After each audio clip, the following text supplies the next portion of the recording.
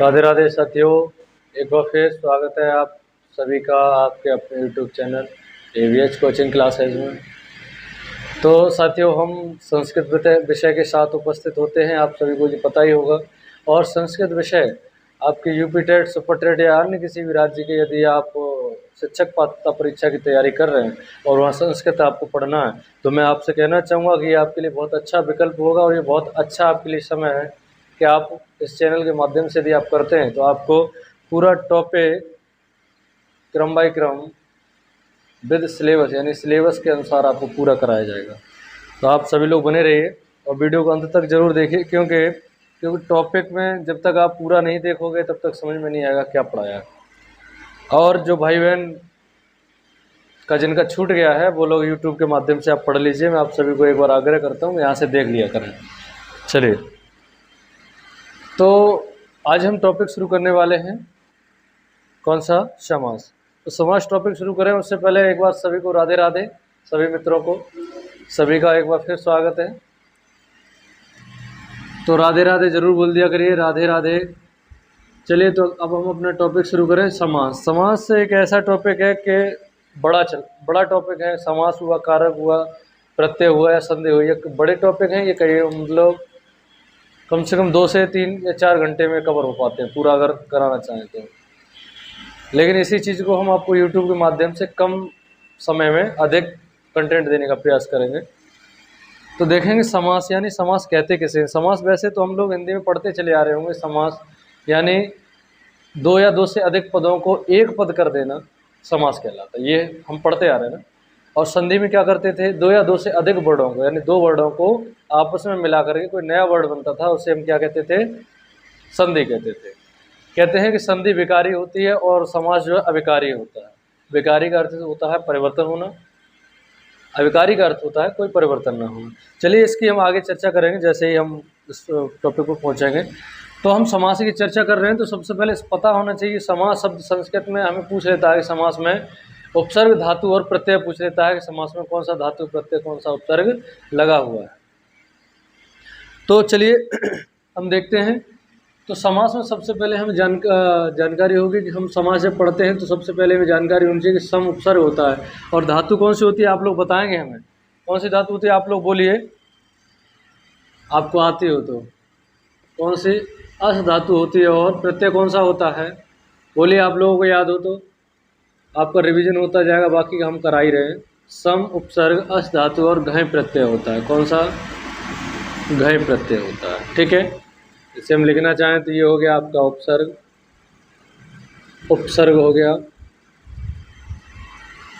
ये हो गई आपकी धातु, धातु अर्थात क्रिया। और घय क्या हो गया? आपका प्रत्यय हो गया। ठीक है, सम, अश, घय। अच्छा, समास का अर्थ क्या होता है? समास का अर्थ यही होता है कि समसनम समासः। क्या होता है? समसनम समासः। यहाँ पे हम लिखना चाहेंगे क्या होता है कि समसनम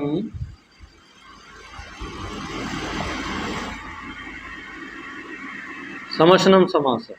ठीक है, समसनम का अर्थ होता है संक्षेपीकरण करना या एकत्रीकरण करना। यानी समास में यही तो होगा। अभी हम पढ़ाएंगे तो क्या होगा कि समास में क्या है कि 2 या 2 से अधिक पद होंगे, यत्र तत्र बिखरे हुए जो पद होंगे उन्हें हम क्या कर देंगे? इकट्ठे कर देंगे। तो हम कह देंगे कि समसनम समासा का अर्थ होता है कि संक्षेपीकरण करना या एकत्रीकरण करना। ठीक है, वैसे समास का अर्थ भी यही होता है, संक्षेपीकरण करना, संक्षेपीकरण करना या एकत्रीकरण। अच्छा, इसी को हम 2 भागों में बांट दें तो कह देंगे संक्षेपीकरण करना, संक्षेपीकरण या एकत्रीकरण। क्या? एकत्रीकरण। ठीक है, संक्षेपीकरण या एकत्रीकरण करना। यानी जिन 2 या 2 से अधिक वर्डों को जब हम इकट्ठा करेंगे या मिला देंगे, उन्हें जोड़ देंगे, पदों को, वर्डों को तो हम करेंगे तो संधि में पहुंच जाएगा। लेकिन जब यहाँ 2 या 2 से अधिक पदों को जब मिला देंगे, एकत्रीकरण कर देंगे, तो वहाँ क्या बनेगा? हमारा समास बनेगा। इसे हम कहना चाहेंगे। अच्छा, परिभाषा हम आगे लिखा देंगे, अभी केवल इतना आप नोट करिए कि समसनम समासा का अर्थ क्या होगा? एकत्रीकरण करना या संक्षेपीकरण करना। अच्छा, इसकी परिभाषा आप ऐसे कहना चाहें तो इसे आप नोट करते रहना साथ साथ, ठीक है। ये लिखा है समसनम, समासा और एकत्रीकरण करना। क्या यहाँ चमक आ रही हो तो देख लीजिए एक बार, ठीक है। यहाँ से अलग ही लिखने का प्रयास करेंगे। चलिए, आप साथ साथ नोट करते रहना, यदि आगे हो तो आप वीडियो रोक करके नोट कर लेना, क्योंकि वीडियो ज़्यादा लंबा ना करने के लिए मैं आपको देता चल रहा हूँ, ठीक है। अब हम कहेंगे अनेक पदानाम, वही चीज़ अभी मैं हिंदी में कही तो वही कहेंगे, अनेक पदानाम एक पदी भवनम समासः, अर्थात अनेक पदों को मिल करके एक पद हो जाना क्या कहलाता है? समास कहलाता है। देखेंगे कि अनेक पदानाम, अनेक पदानाम, अब यहाँ माँ हमने अनुस्वार किस लिए नहीं किया? क्योंकि आगे अनेक पदानाम एक पदी भवनम, क्योंकि आगे स्वर आ रहा है। अनेक पदानाम एक पदी भवनम, एक पदी भवनम समासः, ठीक है। यानी अनेक पदानाम का अर्थ हो गया कि अनेक पदों का, क्या होगा? अनेक पदों का एक पद हो जाना। भू भू धातु होती है होने के अर्थ में, और उसका रूप बना भवनम, बना अनेक पदानाम एक पदी भवनम समासा, यानी अनेक पदों का एक पद हो जाना क्या कहलाता है? समास कहलाता है, ठीक है। अच्छा, इसी चीज को हम हिंदी में कहना चाहेंगे तो क्या होगा कि संक्षेपीकरण को समास कहते हैं, ठीक है। यानी कहते हैं हम जब दो या दो से अधिक पदों को मिला करके जोड़ करके एक पद बना देना क्या कहलाएगा? समास कहलाएगा, ठीक है।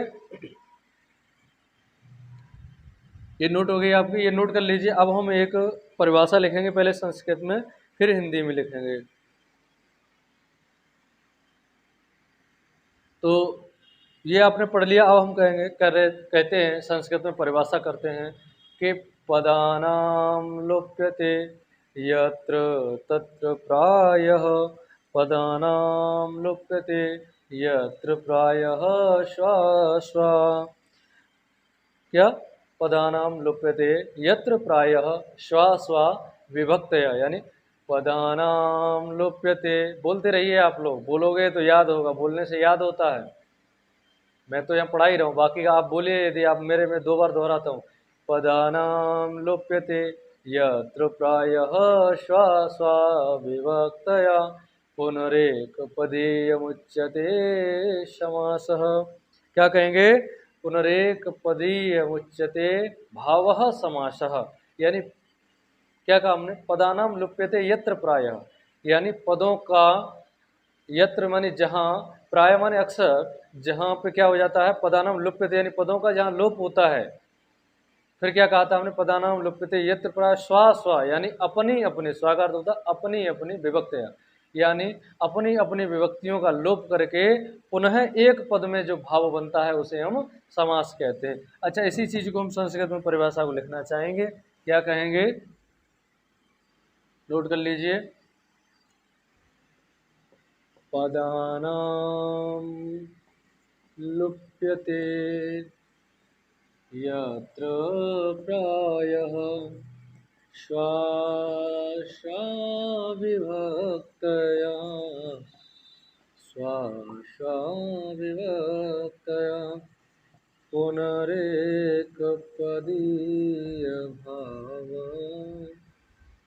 क्या? पुनरेकपदीयभावः समासमुच्यते। क्या कहेंगे? यानी पदानाम लुप्यते यत्र प्रायः स्वा स्वा विभक्तयः पुनरेक पदीय भावः समासमुच्यते। क्या कहेंगे? पदों का यानी लोप हो जाए, यत्र माने जहाँ, प्राय माने अक्सर, स्वा स्वा माने अपनी अपनी विभक्तियों का, विभक्ति माने विभक्तियों का, फिर पुनः एक पद में जो भाव बनता है उसे हम क्या कहते हैं? समास कहते हैं। पुनः एक पद में जो भाव बनता है उसे क्या कहते हैं? समास कहते हैं। चलिए, अब इसी चीज को हम हिंदी में लिखेंगे। हिंदी में क्या कहते हैं? जहां, दिख रहा है? ठीक है, हिंदी में लिख लीजिए, ये परिभाषा थी, ठीक है आपकी। पहले वाली वो भी आपकी परिभाषा ही मान लीजिए,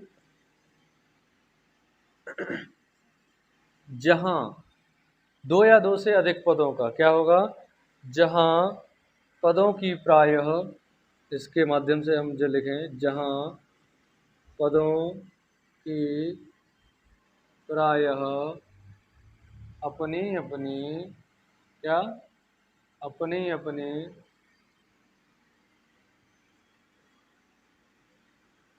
विभक्तियों, जहां पदों की प्रायः अपनी अपनी विभक्तियों का लोप कर दिया जाता है, विभक्तियों का लोप कर दिया जाता है,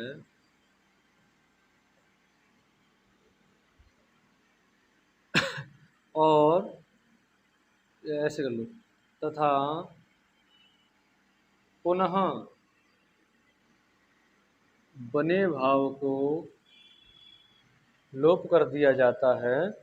ठीक है, तो पुनः जो एक पद में जो भाव बनता है उसे हम समास कहते हैं। पुनः बने, दिख रहा है, हाँ, एक पद में, पुनः बने एक पद में भाव को क्या कहते हैं, समास कहते हैं। ठीक है, अभी इसे नोट कर लीजिए, अभी समझा भी देते हैं। देखिए हमने क्या कहा, पुनरेक पदीय भाव समासम उच्यते, जहाँ पदों की प्राय अपनी अपनी विभक्तियों का लोप कर दिया जाता है तथा पुनः बने एक पद में भाव को समास कहते हैं। चलिए इसे नोट करिए, अब इसका एक उदाहरण देते हैं हम। उदाहरण क्या है आपका, पदानाम, ये याद कर लेना आप लोग, पदानाम लुप्यते यत्र प्रायः श्वा श्वा पुनरेक पदीय भाव समासम उच्यते। ये आप लोग नोट कर लें नीचे वाले। जैसे मैंने कहा कि जहाँ पदों की प्राय अपनी अपनी विभक्तियों का लोप कर दिया जाता है तथा पुनः बने एक पद में भाव को, पुनः एक पद में जो पुनः जो एक पद बनता है उसके भाव को क्या कहते हैं, समास कहते हैं। जैसे हम देखेंगे, हमने कहा कि दस रथस्य, दशरथस्य पुत्रः।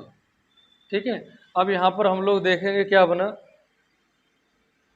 दशरथस्य में कौन सी विभक्ति आई आप देखेंगे, दशरथस्य। अब आपको रूप याद होने चाहिए, सबसे पहले मैंने कहा था कि आपको शब्द रूप याद होने चाहिए। आपको अकारांत यदि होगा तो आपको दशरथ के रूप राम के अनुसार चलते हैं, राम के या बालक के अनुसार।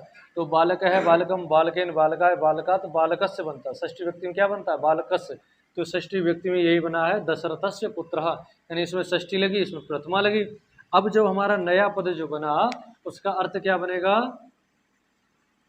दशरथ, इसका जो समास बनेगा दशरथ पुत्र, क्या बनेगा, दशरथ पुत्र। ठीक है, अर्थात यानी इसका भी मतलब क्या था, दशरथ का पुत्र, और इसका भी मतलब हुआ दशरथ का पुत्र। अब देखो यहाँ पर मैंने कहा कि पुनः प्राय पुनः अपनी अपनी विभक्तियों का लोप कर, दशरथ में षष्ठी विभक्ति लगी थी, इसमें प्रथमा लगी थी। अब इन दोनों ने अपनी विभक्तियों का लोप कर दिया और बन करके एक नया शब्द बना, जो भाव हमारा जो नया भाव बना उसे हम क्या कहते हैं, समास कहते हैं। समझ में आ रहा होगा। चलिए आप ऐसे समझते रहिए, इसे नोट कर लेना, नोट कलम कॉपी चलाते, कलम चलाते रहिए, और आगे जैसे जैसे हम आगे बढ़ेंगे आपको समझ में आना शुरू हो जाएगा। प्रयास करेंगे बहुत जल्दी आएगा समझ में। ठीक है, अच्छा इसकी हम जैसे और लिखना चाहें तो एक एक परिभाषा और लिख देते हैं। जैसे हम जैसे कहेंगे कि यत्र तत्र बिखरे हुए पदों को हम कह देंगे यत्र तत्र बिखरे, यत्र तत्र बिखरे हुए पदों को एकत्रीकरण या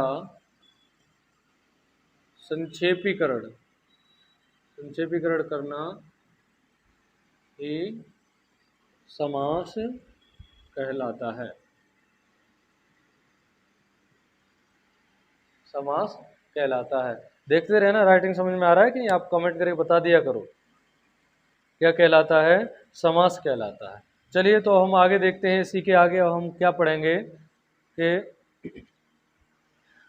अभी तक तो हमने समास की चर्चा की, अब इसी के बारे में अब हम आगे देखेंगे समास में अगले कड़ी में क्या होता है। जैसे देख लेना, यानी यत्र यत्र माने यहाँ, तत्र माने वहाँ, यहाँ तहाँ, जहाँ तहाँ पड़े बिखरे हुए पदों को एकत्रीकरण करना क्या कहलाता है? समास कहलाता है। चलिए अब हम देखेंगे कि विग्रह क्या होता है। विग्रह, क्योंकि एक बार ये प्रश्न आ गया था, शायद यूपी टेट में पूछा गया है कि यानी सुपर टेट में, पता नहीं किसी में, कि विग्रह समास में क्या होता है, विग्रह होता है या विच्छेद होता है। तो हम एक हेडिंग बनाएंगे विग्रह। क्या आप लोग बिल्कुल प्रॉपर नोट्स बना सकते हैं, मैं इतना आपको अच्छे कंटेंट एकदम ऑफलाइन से ऑफलाइन की तरह ही पढ़ा रहा हूँ, जो कि आप लोग जो भी भाई बहन ऑफलाइन में नहीं पहुँच पा रहे तो वो यहाँ से अपना पूरा टॉपिक क्लियर कर लें, उन्हें कोई समस्या ना हो। ठीक है, तो हम एक हेडिंग बनाइए विग्रह। विग्रह किसे कहते हैं कि समास के पद, विग्रह हमेशा कहाँ होता है? समास के पदों में होता है। ठीक है, तो कहेंगे दो या दो से अधिक पदों के, लिखिए दो या दो से अधिक पदों के, दो या दो से अधिक पदों के अलगाव, अलगाव माने होता है अलग होना, दो या दो से अधिक पदों के अलगाव को विग्रह कहते हैं। चलिए मैं धीरे धीरे लिख रहा हूँ जो राइटिंग में सही आता रहा है। ठीक है, दो या दो से अधिक पदों के अलगाव को क्या कहते हैं? विग्रह कहते हैं। ठीक है, अच्छा हम कहते हैं कि विग्रह होते कितने प्रकार के हैं। अच्छा यहीं पर एक बात और आ जाती है कि समास दो या दो से अधिक पदों के विग्रह को अलगाव कहते हैं, लेकिन दो या दो से अधिक वर्णों के अलगाव को क्या कहेंगे? ये तो हम पढ़ा के आ रहे हैं पीछे, बताइए क्या कहेंगे? यानी वर्णों के अलगाव की जब बात आए तो उसे हम संधि कहते हैं, विच्छेद कहते हैं। यानी वर्णों का जब अलगाव करते हैं तो विच्छेद कहते हैं, और जब पदों का अलगाव करते हैं तो उसे क्या कहते हैं? विग्रह कहते हैं। ठीक है, अच्छा समास पदों में होता है और विग्रह, अच्छा, और संधि किसमें होती है? वर्णों में होती है। समास पदों में और संधि में, क्या कहा हमने? समास में विग्रह होता है, संधि में विच्छेद होता है, और समास पदों में होता है और संधि वर्णों में होती है।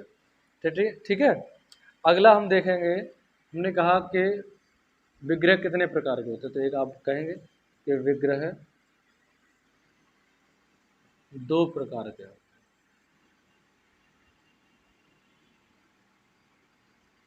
विग्रह कितने प्रकार के होते हैं? दो प्रकार के होते हैं। तो सबसे पहले हम देखेंगे कि विग्रह दो प्रकार के कौन कौन से होते हैं। सबसे पहला है हमारा लौकिक विग्रह, अगला है अलौकिक विग्रह। अलौकिक विग्रह नंबर फर्स्ट और नंबर सेकंड, यानी लौकिक विग्रह और अलौकिक विग्रह। अब हम इन दोनों की एक एक करके चर्चा कर लेंगे कि लौकिक विग्रह कैसे किसे कहते हैं। अच्छा इसी के सामने हम लिखे देते हैं कि लौकिक विग्रह उसे कहते हैं यानी जो लोक के समझने लायक हो, लोक प्रचलित हो। यानी जो लोक में, जैसे मैंने दशरथ से पुत्र कर दिया तो आपने कह दिया दशरथ पुत्र, लेकिन इसी को यदि मैं व्याकरण की भाषा में कर दूं तो वहां पर आपको समझ में नहीं आएगा दशरथ अंश कौन सा प्रत्यय कौन सा क्या लगा है। ठीक है, तो इसी को हम कह सकते हैं कि जो लोक को समझने लायक हो उसे हम लौकिक विग्रह कहते हैं। बाकी का यदि हम अपनी किताबी भाषा कहें कि जिन पदों का लगाव विभक्तियों में किया जाता है उसे हम लौकिक विग्रह कहते हैं, ये भी कह सकते हैं। तो कह सकते हैं यहाँ पर लोक को समझने लायक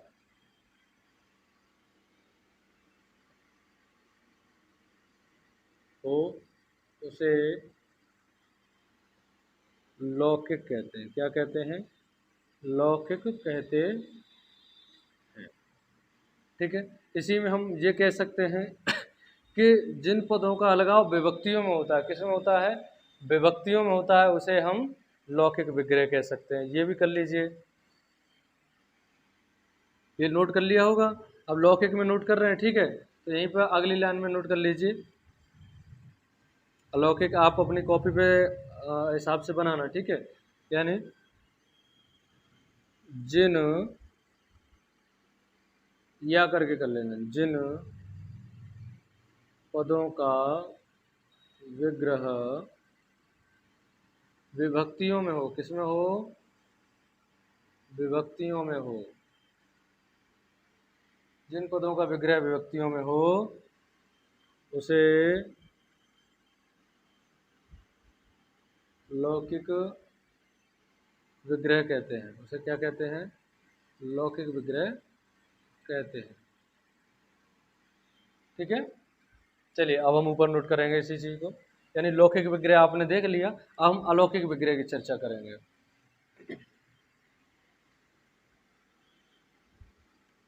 नोट करते रहना आप, बिल्कुल प्रॉपर नोट्स बनाते रहिए, स्क्रीनशॉट लेते रहिए। ठीक है, अगला हम चर्चा करेंगे अलौकिक विग्रह। किसकी?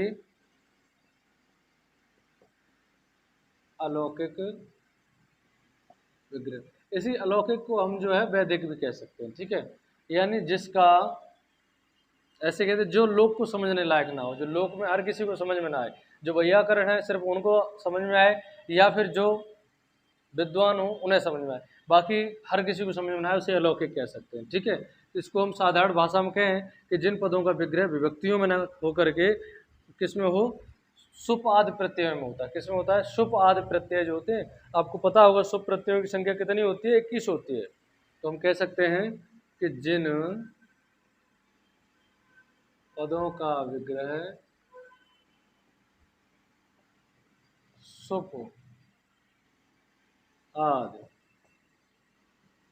आदि प्रत्ययों में हो उसे अलौकिक विग्रह कहते हैं। अलौकिक विग्रह कहते हैं। ठीक है, अब हमने लौकिक और अलौकिक विग्रह दोनों देख लिए। अब इससे आगे हम चर्चा करेंगे, इसे पढ़ते रहिए आप लोग। अच्छा, अब हम जब कहें, इसमें मैंने एक बात पहले भी बताई थी कि समास विकारी होता है, अविकारी होता है, ये भी यही समझ लीजिए। मैंने कहा था कि समास जो है अविकारी होता है और संधि जो है विकारी होती है। तो उसे हम कैसे समझेंगे? हमने कहा कि समास अविकारी होता है। पूछ लेता है, ये प्रश्न आता है, समास विकारी होता है अविकारी होता है? तो कहेंगे समास अविकारी होता है और संधि विकारी होती है।